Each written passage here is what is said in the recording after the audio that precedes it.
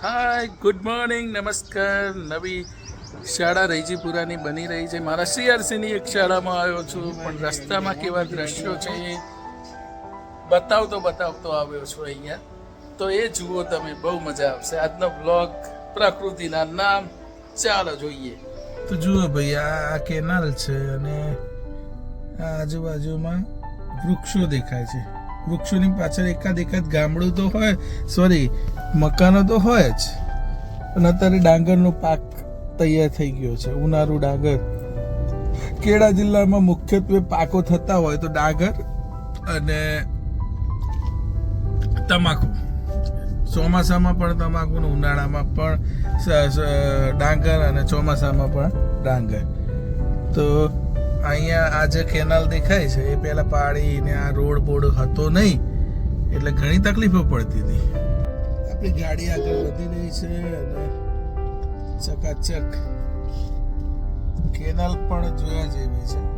જગ્યાએ ગાડી ઊભી રાખીએ એવી જગ્યાએ કે જેથી કરીને કેનાલનો નજારો પણ જોઈ શકીએ. તો કેનાલ પણ જોઈએ, કેવા કેવા મશીન મૂકેલા હોય પાણીના, ખરેખર એ બતાવે જેવું છે કેનાલમાંથી. જગ્યા હોય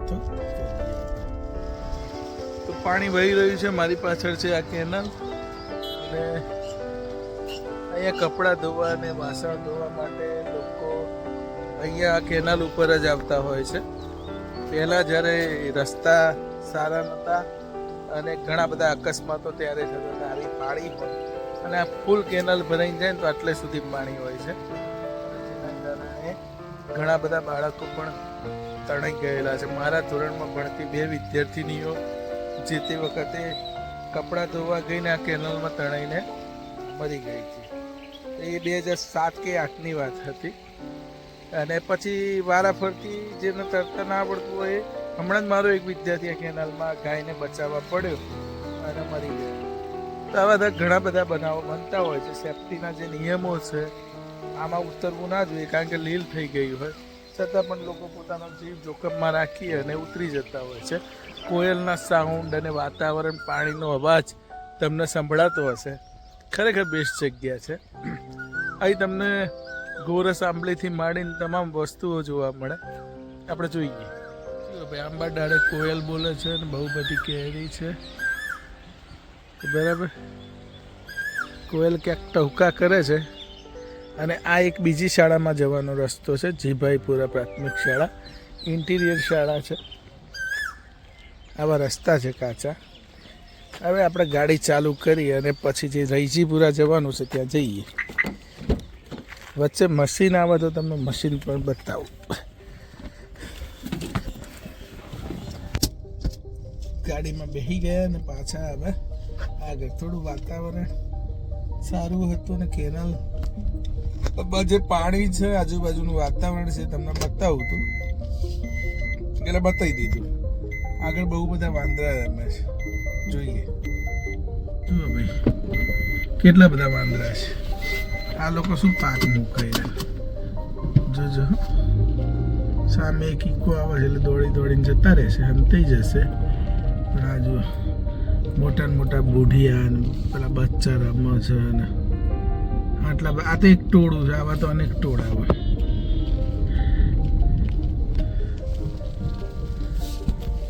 બધા ઝાડ ઉપર ચડી ગયા. તમે જુઓ આ વિડીયોમાં કેટલા બધા ઝાડ છે.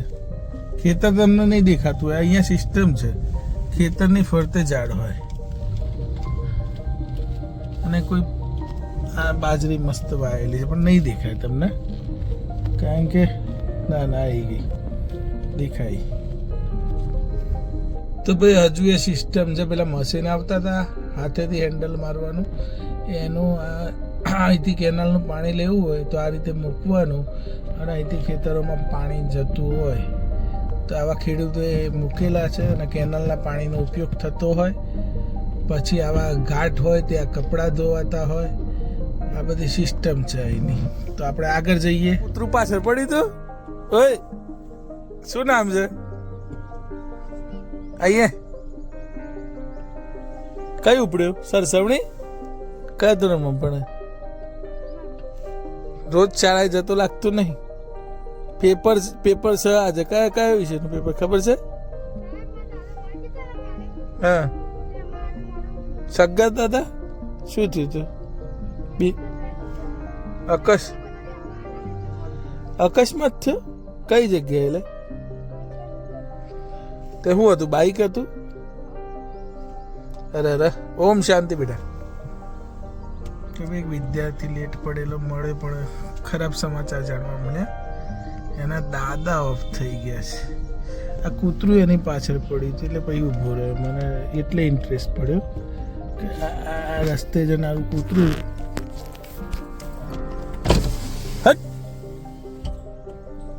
જો ભાઈ કેનાલ ઉપર મોર છે પાણી પીવા આવ્યો કે શું કરવા આવ્યો ખબર નહીં આપણે ઊભા રહીએ થોડી વાર મોર શું કરવા આવ્યો જોઈએ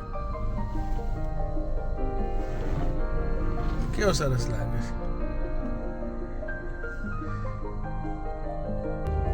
તો પાણી પીવા મોર તો ગયો નહીં પણ આપણો પ્રવાસ પાછો અધૂરો છે આગળ વધીએ સવારનો તડકો છે એટલે કેમેરા ક્વોલિટીમાં તકલીફ પડતી હશે ક્લિયર ચિત્રો નહીં આવતા હોય જ્યાં છાંયડો આવે એટલે તમને ચિત્ર ક્લિયર આવે ઓકે આ રીતે જવાનું આ રીતે મશીન મૂકેલા હોય ઠેક ઠેકાણે છોકરા ઊભા હોય તો ખાસું બધું અંદર 3-3.5 કિલોમીટર આ રીતે જવાનું ખેડા જિલ્લો ભાઈ મહેમદાવાદ તાલુકો અને જો ખેતરોની ફરતે ઝાડ જ દેખાશે તમને તો અહીંયા જે પાણી છે એ પાણી જતું હોય અને એ પાણીને રોકવું હોય તો આ ગેટ બંધ કરી દેવાનું હાલો તારે આપણે આગળ ઠેક ઠેકાણે થોડી 2 કિલોમીટર આવી દુકાનો હોય એટલે આ બધા પરિચિત માણસો મારા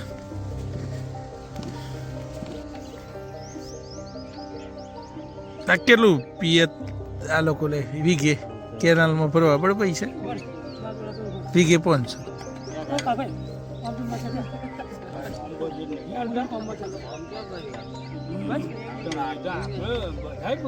બધા ભરવું જ પડે ને તો છૂટકો જ નહીં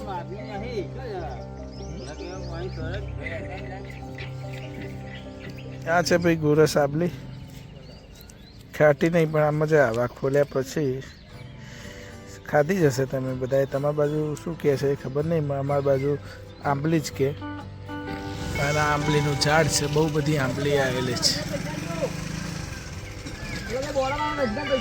બધી બાજુમાં આંબો છે બહુ બધી કેરી આવેલી છે જોકે આપણને કેરી ખાવાનો શોખ નથી આ બધું જોવાની મજા આવે પ્રકૃતિ સાથેનો આનંદ એકદમ શાંતિ પક્ષીઓના અવાજો પાણી આવી જગ્યાએ રોજ નવી સ્કૂલોમાં જવાનું હોય કેવું સીન લાગે જુઓ અહીંથી ક્લિયર કટ કેનાલ વાળું અહીંયા મશીનની ગતિવિધિ ચાલુ છે અહીં વાર લાગે એવી છે ને ક્યારે ચાલુ થાય કંઈ નક્કી નહીં આપણે આગળ વધીએ આ બાજરીના બાજરીનું ખેતર ખેડૂત થઈને મારે બોલવામાં તકલીફ પડે છે ભાઈ હવે ઉતરવાનો રસ્તો આવ્યો આપણે સ્કૂલ જે રૈજીપુરા ગામમાં જવાનો છે એ રસ્તો છે અને ગાડી મૂકવાની તકલીફ થાય એમ છે પણ હવે તો બે બાજુ બાજરીના ખેતરો અને આપણા અહીંયા સરકારશ્રી નવી સ્કૂલ બની આપે છે 2 જૂના રૂમો તોડી નાખ્યા હતા અને અહીં બની રહ્યા છે નવા રૂમ ચકાચક ગામડે સરકારશ્રી શિક્ષણ પહોંચાડી રહી છે અને સરકારશ્રી દ્વારા જે કામ થયું છે રોડ રસ્તા આ બધું કાબિલે તારીફ છે ભાઈ ખરા ઉનાળામાં દિવાલો ભીની છે જો એટલે સરસ મજાનો અહીંયા ખુલ્લામાં સિમેન્ટ બી પડ્યો છે ખુલ્લામાં બધું જ પડ્યું છે પણ કામ સરસ થઈ રહ્યું છે અંતરિયાળ શાળાઓમાં સરકારશ્રી પહોંચી રહી છે અને કામ બેસ્ટ થઈ રહ્યું છે આ ખેતરોની વચ્ચે શાળા છે આપણે ફાઇનલી પહોંચી ગયા છીએ પણ વૈકલ્પિક વ્યવસ્થા ગામમાં કરી છે તો ત્યાં જઈએ તો ત્યાં શાળા બની રહી છે અને વૈકલ્પિક વ્યવસ્થા અહીંયા જે ઓર્ગેનાઇઝર છે એમના ઘેર કરી છે. અહીં જુઓ, લાગે છે સ્કૂલ જેવું ચકાચક. કેવું છે બાળકો? વૈકલ્પિક વ્યવસ્થામાં કામ બધા ચકાચક થઈ રહ્યા છે ભાઈ. પંખા બહુ બધા લાગી ગયા છે અને શાળા હોય એવું ફિલિંગ આવે તમને. તે જ આપણો પ્રવાસ વર્ણનવાળા જેવું આજે રસ્તાનો બ્લોગ છે પૂરો કરીએ છીએ. ચલો મળીએ બાળકો.